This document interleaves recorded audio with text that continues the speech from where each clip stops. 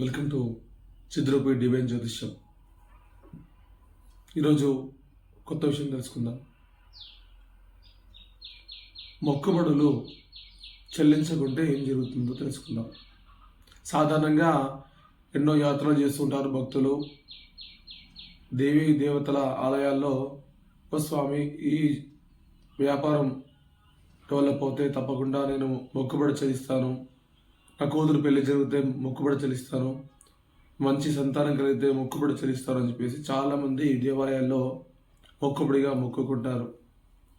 కొంతమంది తలనీలాలు, కొంతమంది యథాశక్తిగా కానుకలు సమర్పిస్తామని చెప్పేసి నమస్కారం చేస్తూ ఉంటారు. ఆ మొక్కుబడి పూర్తయినాక మొక్కుబడి చెల్లించకపోతే ఏం జరుగుతుందో తెలుసుకుందాం. ముఖ్యంగా మొక్కుబడులు చెల్లించకపోతే ఏమీ జరగదు. అసలు మొక్కుబడులే మనం మొక్కకూడదు. ఎందుకంటే భగవంతుడు స్వామి నేను నా కోరిక నెరవేరితే ఇది సమర్పించుకుంటాను అని చెప్పేసి భగవంతుడికి భక్తుడు మాత్రమే నమస్కారం చేసుకుంటారు. కానీ భగవంతుడు మాత్రము భక్తుల యొక్క కోరికలను తీర్చడానికి మాత్రమే భగవంతుడు ఉండడం జరుగుతుంది. కానీ మానవుడు అల్పజ్ఞానంతో ఏం చేస్తాడంటే, ఓ స్వామి ఇది నాకు చేస్తా, నేను ఇది నాకు చేయండి, ఇది మీకు చేస్తాను, మీరు నాకు చేయండి అని చెప్పేసి సాధారణంగా అందరూ కూడా నమస్కారం చేసుకోవడం జరుగుతుంది అన్నమాట.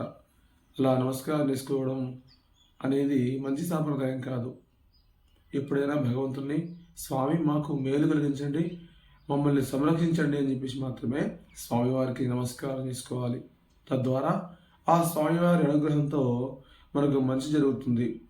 మనం ఎప్పుడైనా సరే దేవాలయానికి వెళ్ళినప్పుడు యథాశక్తిగా తోచిన దక్షిణ కానీ, యథాశక్తిగా అన్నదానం కానీ ఏదైనా చేసుకోవడం ఉత్తమమైన విషయం. స్వస్తి.